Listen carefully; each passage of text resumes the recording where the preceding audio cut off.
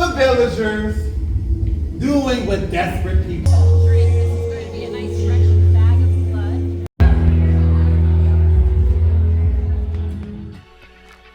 If you like what you see, why don't you think about subscribing?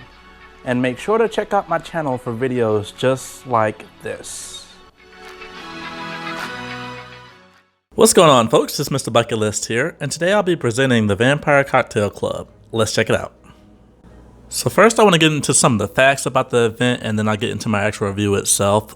So this is pretty much touring around the United States. It first started off here in Florida, in Tampa, Florida. And the price ranged from $45 to $55. It all just is general admission, so there is no VIP option or nothing like that. But as far as the price, depending on the day of the week and depending on what time you go, it's going to be higher. So if you go on a weekend around prime time, like 8 o'clock or 10 o'clock, it'll be higher. But if you go during the week like I did, it'll be a little bit cheaper. And like I said earlier, there is no VIP option. So as far as your seats, it's first come, first serve. So I highly recommend, if you want to get a front row seat like I did, pretty much just go there, basically get there as soon as you can, and then make sure you're one of the first people through the door. Now, being that this is a nationwide tour, all the venues are going to be different. I really enjoyed this venue that we had. Basically, they had the windows and everything darked out. It was in like a basement, and they made sure the door didn't leave any light in. It was really cool. And then when you first get in there, they're going to let you, like I said, pick your seat, and then they'll also give you a menu that has all the different drinks on there. Now, it's 4 different parts to it, and they're going to have 4 drinks. Now, I will say this, they may or may not have surprise drinks. They had some for ours, so I'll kind of show them here. But at least they will have these 4 main drinks in each and every event.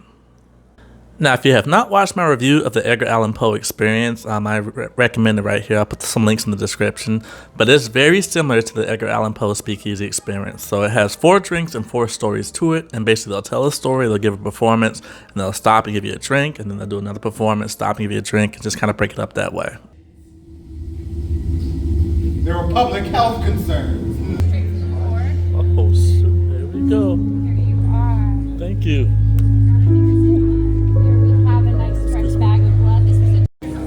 Alright, so your next drink is a bag of blood. I don't want to flip it over, but this is what it looks like. Oh shoot, I get my first little, whatever this is. Now, this bonus, my friends, we're going to be tasting the entirety of the Brothers Bond bourbon. Now, one of the main things that was different about this versus the Edgar Allan Poe experience was with the Edgar Allan Poe Speakeasy, they had a different performer for each story. For this one, they just had the same performer, and he was good. He was really good. I'll give you some examples right here. Mystery. First vampire. This one's called the Blood Pact. One of... Cheers.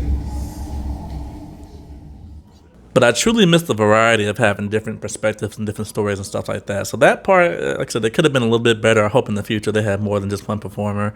But the cool thing about this one was they also had some audience participation as well. So after he did some stories, some other people came up. And it was like a big, basically this is about your knowledge of vampires. Quite simple. We're going to ask you some trivia about Ian Somerhalder and Vampire Diaries.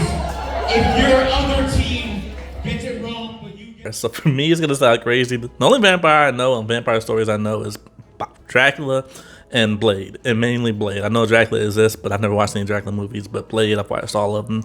I'm a huge fan of Blade, so I was hoping they were going to ask something about Blade, but they didn't.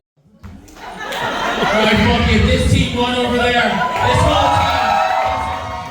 Yeah, it's about Twilight and Vampire Diaries, just all these other vampire shows that I've never watched and I've never heard of. And that's pretty much my review and my breakdown. So for me, I would say this is definitely going to be a must-do. It is just as good as the Edgar Allan Poe. Besides not having the variety of different performers, the drinks made up for it. They were better in my opinion this time around, and they actually had more this time. Last time they just had 4. This time I pretty much got about 7.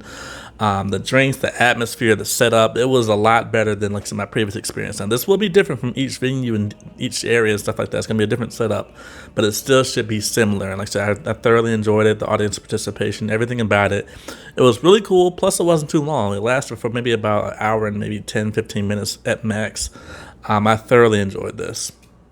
And shout out to that chocolate martini. Again, I'm not a big drinker at all, but that literally tasted like like chocolate milk. It was phenomenal. I had a sip on it because if I had to drink the whole thing, I'd have been gone because literally I couldn't taste the alcohol at all.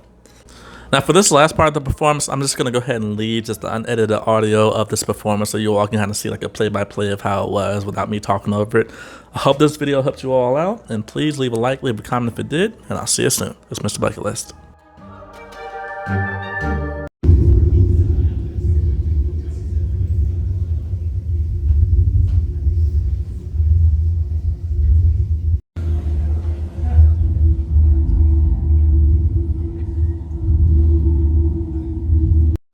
A shadow in the woods, a whisper in the dark, a fear so deep it outlives the people who first spoke it. Before vampires were beautiful, before they had perfect cheekbones, and lived in penthouse apartments, they were something else entirely. They were blamed for death, for everything that didn't seem quite right in the quiet, brutal corner. The villagers doing what desperate people do. They dug up the body of Petar, only to face what they feared. Him not gone. Hungry corpse. Something to be feared, not followed. But this is modern times, so if you did want to follow us, you can follow us at the Vampire Cocktail Club on Instagram, alright? At me. Now, the first myth, the first mystery, the first vampire. This one's called the Blood Pact. One of my familiars so graciously gave their blood for this delicious cocktail.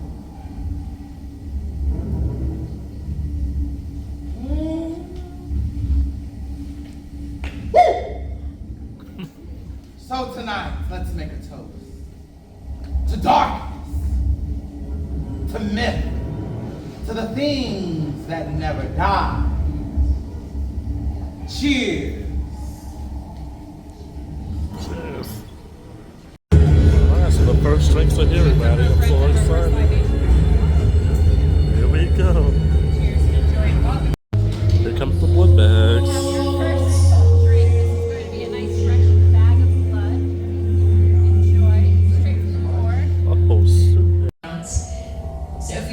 Of the show that we are aware of who the Ian Somerhalder is, yes. Now he also has a companion named Paul Wesley, and the two of them are indeed brothers on the show. It's a vampiric bonus, woo, indeed, yes. Now, this bonus, my friends, we are going to be tasting the entirety of the Brothers Bond bourbon as is. Now, this means it is going to be served neat in this little vial, and neat, my friends, for those of you who are more novices at cocktail tasting, means that this is served. And we're gonna have one sacrifice for each of these sections come up on stage, and if that sacrifice. Yeah, so we need a person from each section that is educated You right in the there, come matter. up on stage. Yes. You, let's go.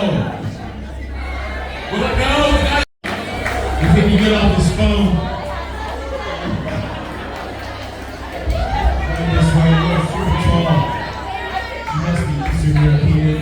Signature drink.